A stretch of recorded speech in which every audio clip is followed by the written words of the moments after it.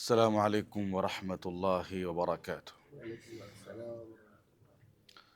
الحمد لله رب العالمين والعاقبة للمتقين والصلاة والسلام على أشرف الأنبياء والمرسلين نبينا محمد وعلى آله وصحبه أجمعين، أما بعد.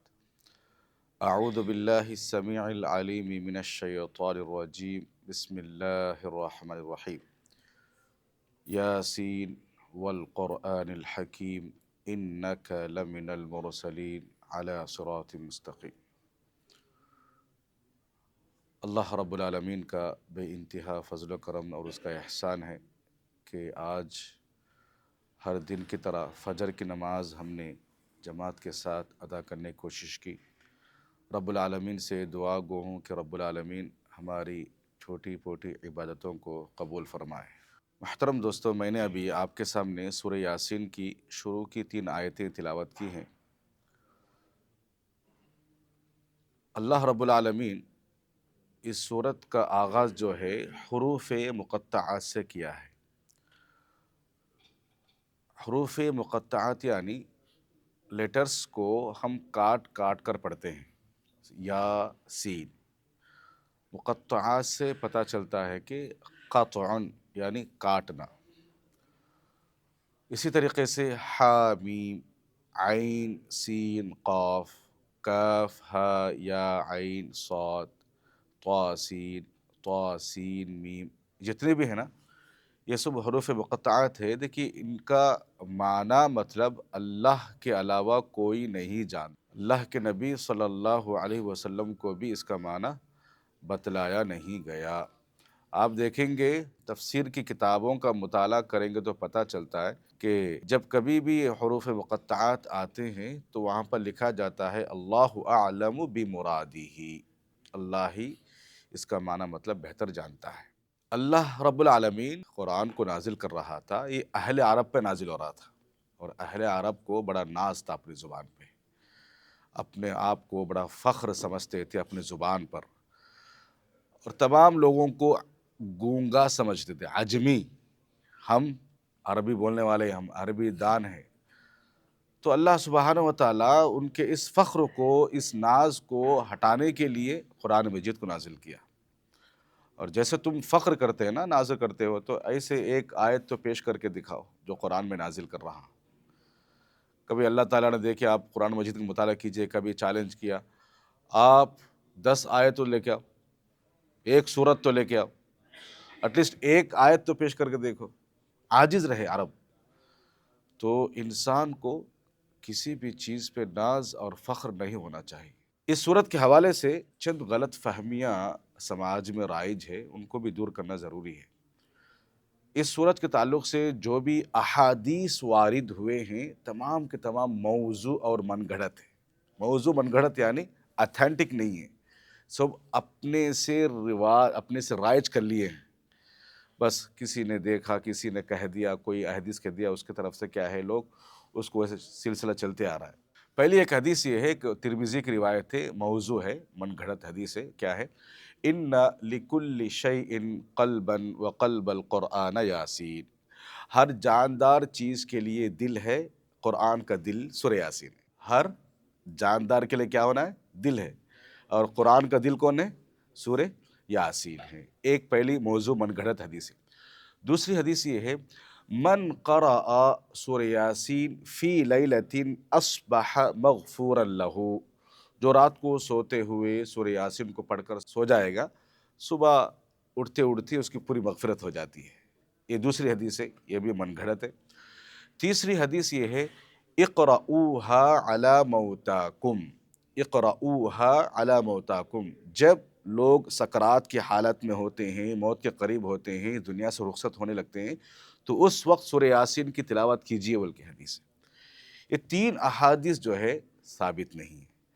آپ دیکھیے اللہ کے نبی صلی اللہ علیہ وسلم اور ان کے دور میں کتنے ایسے لوگ ہوں گے جو انتقال کر گئے ہوں گے اللہ کے نبی کے سامنے۔ کیا اللہ کے نبی نے سورہ یاسین کی تلاوت کی؟ نہیں ہے۔ اللہ کے نبی کی حدیث ہے، لقنوا موتاکم لا الہ الا اللہ، تم سکرات کی حالت میں موت کے قریب جو آدمی ہوتا ہے اس کے سامنے لا الہ الا اللہ کا ورد کرو. کیا کرو؟ لا الہ الا اللہ، لا الہ الا اللہ تم پڑھتے رہو. کیوں؟ اللہ کے نبی کی دوسری حدیث ہے من کان آخر کلامہ لا الہ الا اللہ دخل الجنہ.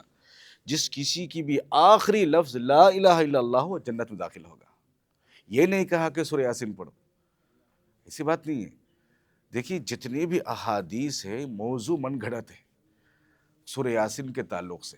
تو لوگ آپ دیکھتے ہیں کہ ایک رواج بن چکا ہے کہ ہم پورے قرآن سے مطلب نہیں، ہم کو صرف سورہ یاسین سے ہی مطلب ہے. صبح اٹھے سورہ یاسین پڑھ لیے چلے گئے، اٹھے سورہ یاسین پڑھ لیے چلے گئے. نہیں ہے. قرآن کا تعلق پورے قرآن سے، انسان کا جو تعلق ہونا چاہیے قرآن سے صرف سورہ یاسین سے حد تک ہی نہیں، پورا قرآن سے ہونا چاہیے. پورے قرآن کی تلاوت کرنا چاہیے انسان کو. پورا قرآن انسان کے لیے شفا ہے. سورہ یاسین پڑھنے سے شفا ہے، سورہ یاسین پڑھنے سے برکت ہوتی ہے، یہ سب بالکل نہیں ہے. اور اسی طریقے سے حروف مقطعات آپ دیکھیں گے، ہا میم عین سین قاف، کاف ہا یا عین صاد، جتنے بھی ہیں نا آپ دیکھیں گے کبھی کبھی کسی دکان کے اندر کسی مکان کے اندر لگ کے رکھ دیتے ہیں کیونکہ دکان و مکان کے لیے خیر و برکت کے لیے چیزیں نہیں ہے بالکل. یہ بلکہ بعض لوگوں نے کہا کہ قرآنی آیات کو گھروں کی دیواروں میں لٹکانا صحیح نہیں ہے. کیوں؟ انسان گھر کے اندر کبھی ایک حالت میں نہیں رہتا، کبھی بھی انسان نیک بن کے نہیں رہتا گھر کے اندر. کبھی کسی کو گالی دے دیا، کبھی کسی کو برا کہہ دیا، کبھی کسی غیبت ہو رہی ہے، کبھی فلم دیکھ رہا ہے، کبھی گانے سن رہا ہے، کبھی کیا بحث مباحثہ کر رہا ہے، کبھی جھوٹ بول رہا ہے. یہ سب کیا قرآنی آیتوں کا کیا ہے؟ انسان مذاق اڑانے والا ہوتا ہے.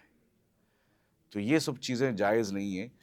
قرآن کا تعلق انسانی زندگی میں پڑھنے سے، صرف اب سورہ یاسین سے ہی نہیں بلکہ قرآن مجید کے اندر ایک ایسی صورت ہے جو صحیح حدیث سے ثابت ہے، جو 30 آیتوں پر مشتمل ہے. 30 آیتیں ہیں اس صورت کے اندر. اگر وہ رات کو پڑھ کر جو بھی سوتا ہے تو اللہ سبحانہ وتعالی اسے قبر کے عذاب سے محفوظ کرتے ہیں. وہ ہے سورہ ملک. تو یہ سورہ ملک ایسے جو بھی اتھینٹک احادیث سے باتیں ثابت ہے ان کا لحاظ رکھنا چاہیے. لیکن بعض علماء نے سورہ یاسین کی ابتدائی آیتوں سے یہ استدلال کیا. کیا استدلال کیا ہے؟ دیکھیں اللہ کے نبی صلی اللہ علیہ وسلم مکے سے مدینہ کو ہجرت کرنا ہے اور دشمن نے بھی اللہ کے نبی صلی اللہ علیہ وسلم کو گھیرے میں لیا، قتل کرنے کے لیے سازش ہو رہی ہے. تو اس وقت اللہ کے نبی صلی اللہ علیہ وسلم کے زبان سے سورہ یاسین کی ابتدائی آیتیں تھیں. اس میں سے ایک آیت کیا ہے؟ وَجَعَلْنَا مِن بَيْنِ أَيْدِيهِمْ سَدًّا وَمِنْ خَلْفِهِمْ سَدًّا فَأَغْشَيْنَاهُمْ فَهُمْ لَا يُبْصِرُونَ. ہم نے ان کے آگے پیچھے پردہ ڈال دیا، ان پر غشی طاری ہو گئی اور وہ دیکھ نہیں سکے.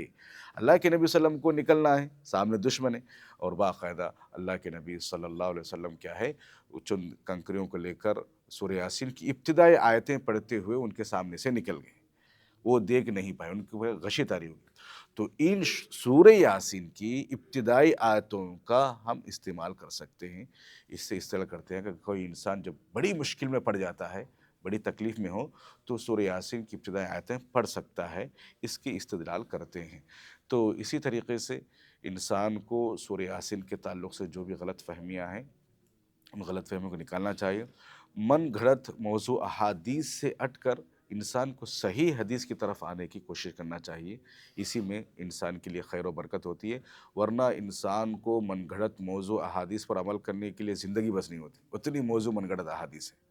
اب دیکھیے ایک مشہور حدیث ہے، من اکل الدبا دخل الجنہ. بیچارے کو کدو کا کیا بیپار کرنا تھا، کدو کا بیپار کرنا تھا. کدو نہیں جا رہا، بک رہا نہیں مارکیٹ میں. کیا کر دیا؟ کدو کھاؤ جنت میں جاؤ، کدو کھاؤ جنت میں جاؤ. اب ہم لوگ بھی بہت سارے مسلمان میں کدو کھانا سنت بولتے، کدو کھانا سنت بولتے نہیں ہے. کہاں کدو کھانا سنت کہاں ہے؟